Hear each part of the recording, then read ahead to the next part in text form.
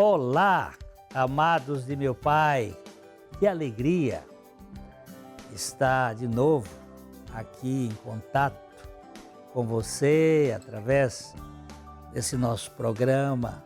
É uma alegria muito grande.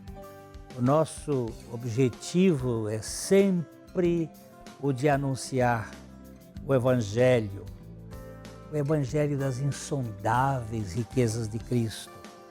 O Deus que se fez carne, que se fez gente, que habitou entre nós e por graça vem habitar em nós. Você pode ser um aliado nosso, vão aparecer aí os links e os endereços na tela da sua TV e nós contamos realmente com a sua participação. Nós contamos com as suas orações, com a divulgação e a sua colaboração para que este programa se mantenha e seja disseminado para o maior número de pessoas. Só para curiosidade sua, o nosso público hoje já ultrapassa a mais de 1.900.000 pessoas por aí e nós gostaríamos que mais gente pudesse estar conhecendo este Evangelho maravilhoso. Nós contamos com você. Hoje nós vamos parar aqui um instantinho e logo, logo a gente volta para comentar algumas coisas.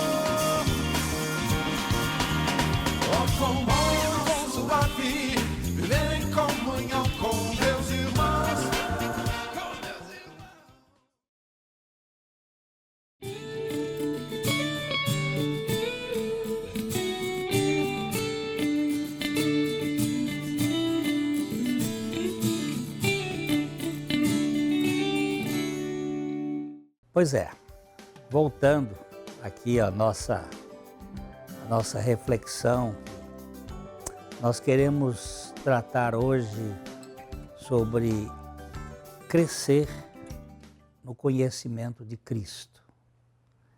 Existem vários tipos de conhecimento, há formas diferentes de conhecer. Mas nós precisamos crescer no conhecimento de Cristo. O apóstolo Paulo, ele nos disse certa ocasião que o saber entumece.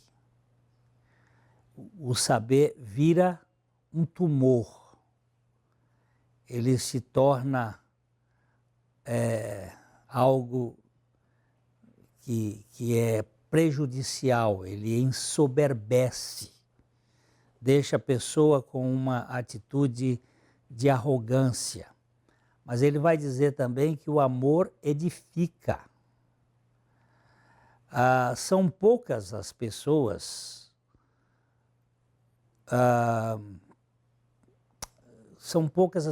que realmente não ficam inchadas com aquilo que sabem, com o conhecimento.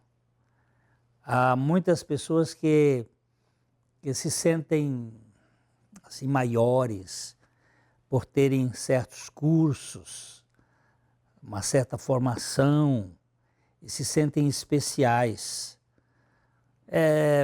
Não propriamente a sabedoria, eu não estou falando da sabedoria, mas deste saber que envaidece, que mantém as pessoas donas da verdade e que faz com que elas pensem que o seu conhecimento é um patrimônio de valor inestimável, que eles são melhores do que os outros.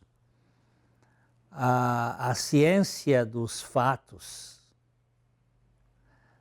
sem a consciência da finitude humana, pode ser um prejuízo terrível para a concretização da verdadeira sabedoria. A pessoa que sabe muito sobre muitas coisas e tem um conhecimento avantajado, ela pode se achar acima dos outros, né? E fica envaidecida. Lembrando aqui que Sócrates, o filósofo grego daquela primeira parte da Grécia Antiga, ele diz que a única coisa que eu sei é que nada sei. Isso parece uma hipérbole, uma figura de exagero aqui, alguma coisa que não é bem assim, mas é. Porque quando você sabe que não sabe, você já sabe muito mais do que aquele que pensa que sabe. Porque sabe um pouco, aquele que sabe um pouco das coisas que sabe, fica às vezes muito soberbo, e aquele que acha, que percebe, que não sabe, ele já sabe mais. Porque o conhecimento é muito vasto. O melhor saber, o mais claro saber é aquele que não nos envaidece com o que se sabe. Esse é o trato melhor do saber, quando a gente não se torna envaidecido com o conhecimento. Os mestres, os professores, aqueles que se dedicam na igreja a ministrar os conhecimentos, eles são eternos aprendizes, eles são alunos contínuos, eles são pessoas que estão sempre dispostos a conhecer. Uma marca dos discípulos de Jesus, eu diria uma marca marcante dos discípulos de Jesus, é a condição de ser ensinável. Tem gente que não é ensinável, ele só quer ensinar, mas a característica dos discípulos de Jesus é que são pessoas realmente ensináveis. Uma ocasião eu recebi em casa um teólogo, um professor, um homem muito, muito preparado, e nós estivemos conversando sobre muitos assuntos, e em um determinado momento eu falei de uma coisa que para mim era rudimentar, uma coisa muito simples, e ele se mostrou extremamente interessado e disse: irmão, eu não sabia disto, e queria saber, e eu fiquei admirado porque, a meu ver, era uma coisa insignificante, mas ele estava bebendo e querendo conhecer mais, e assim que eu vejo os discípulos de Jesus. São pessoas que não estão fechadas, não têm o filtro fechado, mas estão prontas para querer aprender. Se nós formos feitos discípulos do Senhor, nós seremos permanentes aprendizes. Estaremos prontos a querer saber cada vez mais. Alguns de nós fomos chamados para ensinar, para pregar e ensinar. Porém, antes de sermos mestres ou estarmos nessa posição de ensino, nós somos sempre alunos, nós somos aprendizes e precisamos aprender com o Senhor a respeito do Senhor. No discipulado cristão não há lugar para os tais doutores. Não existe essa postura. Eu até costumo brincar, porque tem um título acadêmico que se usa, doutor em divindade. Pode ser muito interessante do ponto de vista acadêmico, mas ele é falho na sua estrutura, porque ninguém pode conhecer tanto Deus a ponto de ser doutor na divindade. Nós somos realmente estudantes, aprendizes, discípulos. Se o saber dos acadêmicos snobs os envaidece, o saber dos doutores que se veem sábios na igreja é insuportável. É triste quando você vê aquela postura, você sabe quem eu sou. E aí a pessoa se enche de títulos e vai falando sobre a sua formação, sobre o seu status de formação. É triste quando vemos alguém querendo dar um pitaco no que nada sabe. E nós precisamos agora perceber a grandeza do que Deus tem para conosco, da realidade espiritual. Queremos conhecer as coisas que realmente significam. Há coisas que podemos dar alguma noção. Todavia, há assuntos em que a árvore do conhecimento do bem e do mal nada tem a dizer. Eu não posso afirmar certas coisas do céu, certas coisas das realidades divinas com um mero conhecimento que eu tenho aqui neste mundo. Jeremy Taylor, um pensador inglês, disse: ter orgulho do saber é o sinal da maior ignorância. Ter orgulho do saber é o sinal da maior ignorância.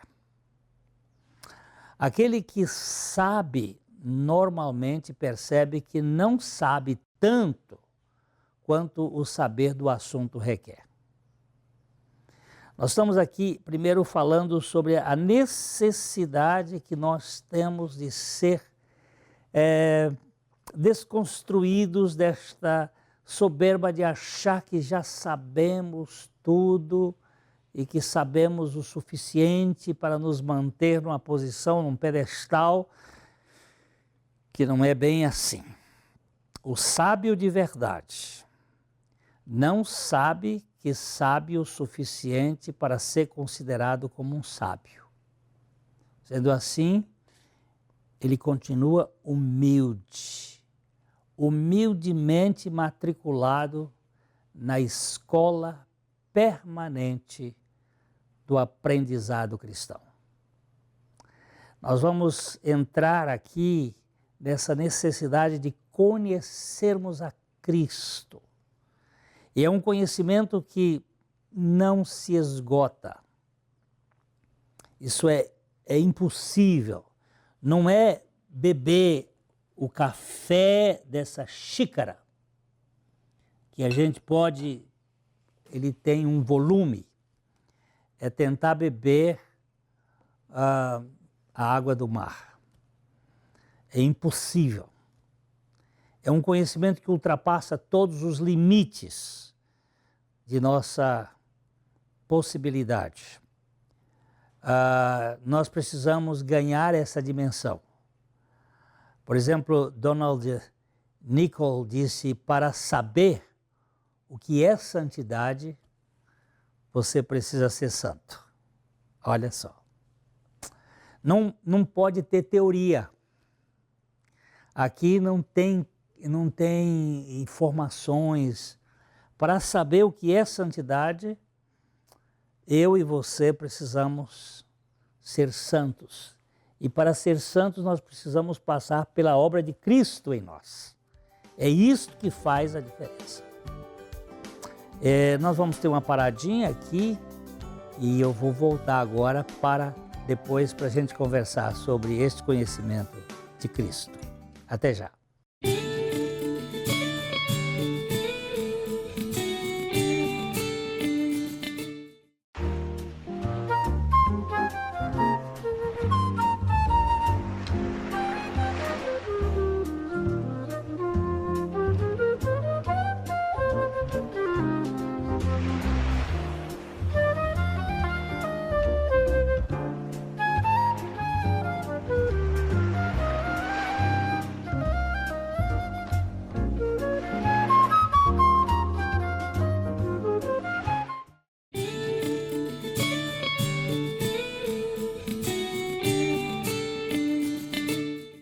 A nossa estante hoje tem um livro aqui, porque Jesus gostaria ou gastaria tempo com as crianças.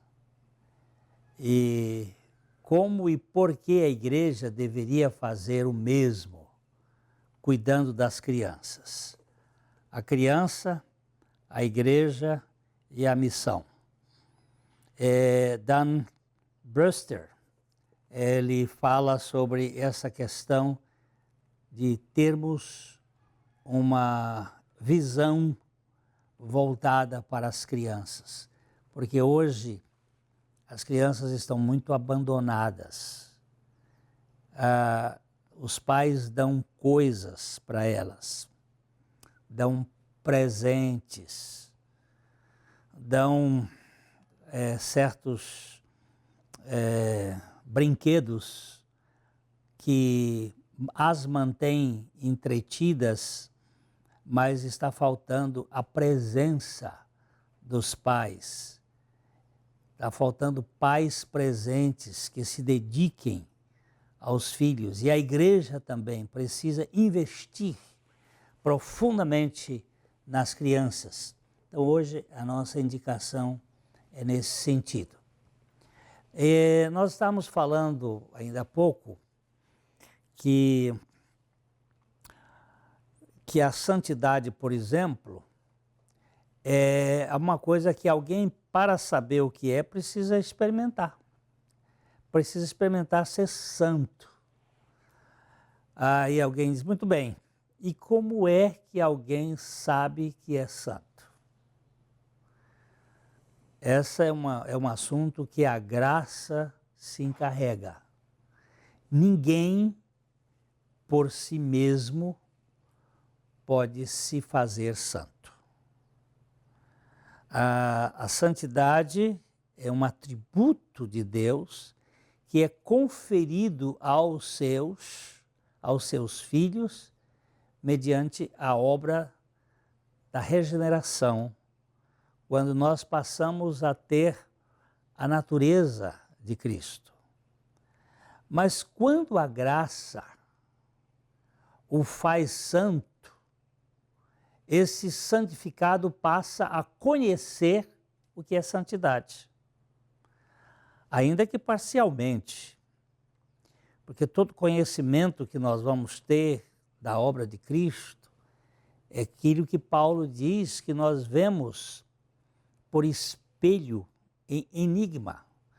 Nós vemos, e o espelho naquela ocasião era feito de metal e muito assim, sem muito brilho para refletir. E nós vemos parcialmente, nós vemos como que embaçado.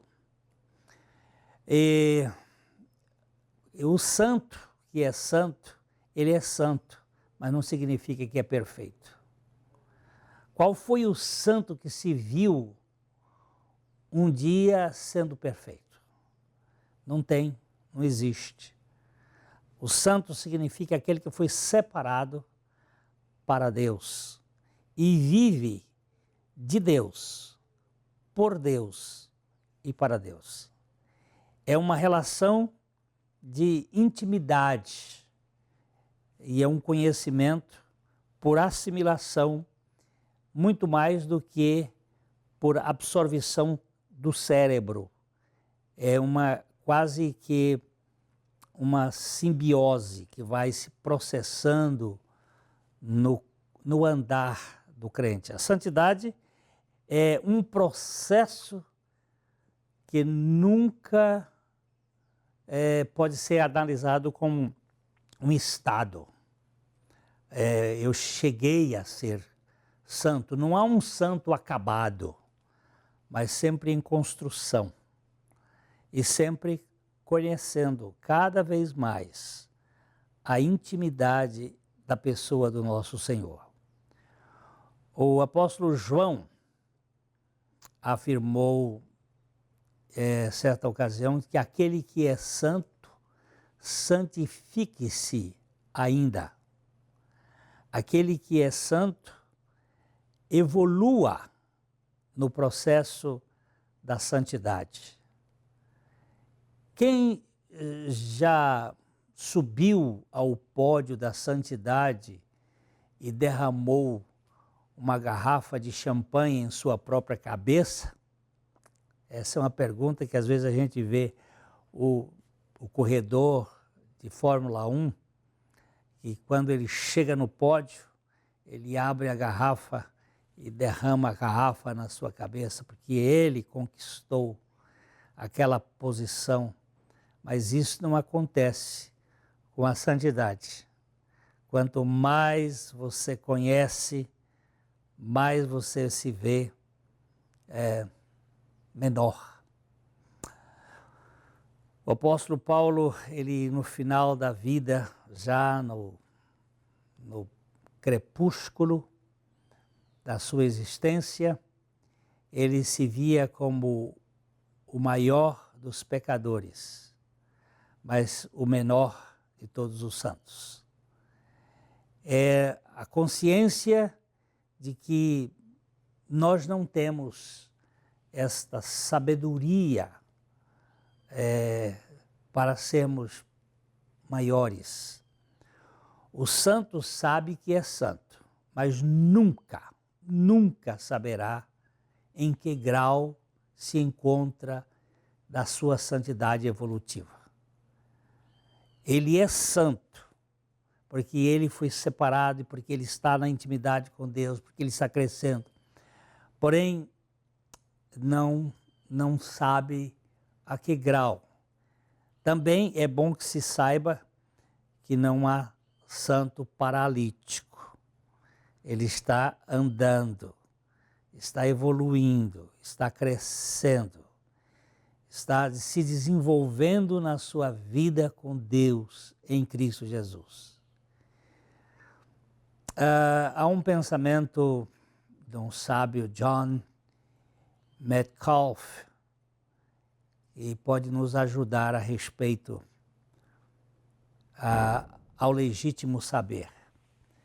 Ele diz: nada fará com que você deseje mais deixar de pecar do que saber que Cristo de fato tomou e remiu todos os seus pecados, passados, presentes e futuros. Deixa eu ver se eu consigo repetir. Nada fará com que você deseje mais deixar de pecar do que saber que Cristo, de fato, tomou e remiu todos os seus pecados, sejam passados, presentes ou futuros. Não há maior conhecimento do que conhecer pessoalmente a obra e a pessoa de Cristo em nosso favor. conhecer aquilo que Ele fez e faz em nós e por nós, para nos libertar de toda presunção, de toda altivez, de toda soberba. Não se enfadem num saber que termina aqui, mas busquem de coração conhecer a Cristo e este crucificado. Conhecer o Senhor que assumiu a sua causa, que morreu a sua morte, que ressuscitou para dar a você e a mim uma nova qualidade de vida. Não uma vida de batista, ou católico, ou metodista, ou assembleano, ou espírita, ou qualquer outra coisa, mas a vida de Cristo. A vida de Cristo.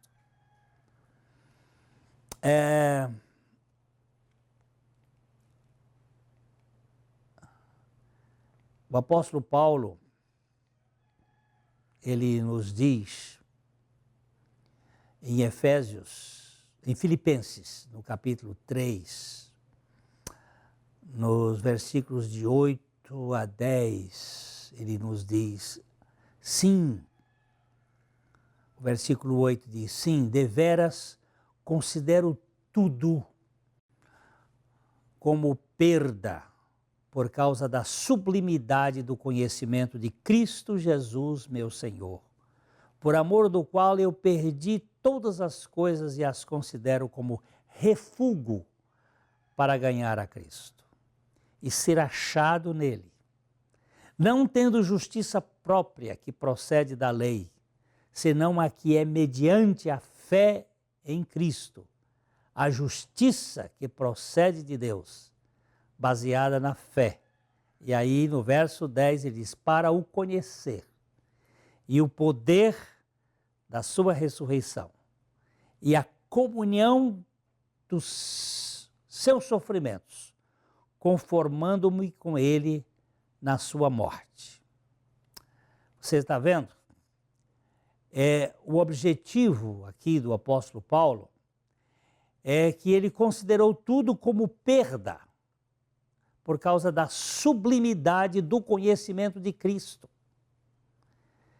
E essa sublimidade, ela vai a este ponto para o conhecer e o poder da sua ressurreição, conformando-me com a sua cruz, com os seus sofrimentos, conformando-me com a sua morte, para que depois nós ganhemos a dimensão da sua vida. No mundo há somente uma coisa digna de ser buscada, o conhecimento de Deus, mas o conhecimento pessoal, vivo, relacional com Ele. Este é eterno. Os outros são conhecimentos que vão terminar na sepultura. O conhecimento pessoal de Deus em Cristo, mesmo que seja limitado, é muito mais valioso do que o conhecimento teológico sobre Deus. Pode-se conhecer muito sobre a divindade sem nenhum conhecimento da própria divindade, do próprio Deus. Paulo fala para o conhecer, isto é intimidade. O que precisamos de verdade, é o que o apóstolo Pedro ressalta, antes crescei na graça e no conhecimento de nosso Senhor Jesus Cristo. A Ele seja toda a glória, aqui, agora e no dia eterno. Que você e eu possamos conhecer a Cristo e tenhamos este conhecimento como realidade. Onde você está evoluindo no seu conhecimento? Esta é a nossa pergunta aqui, de coração para coração.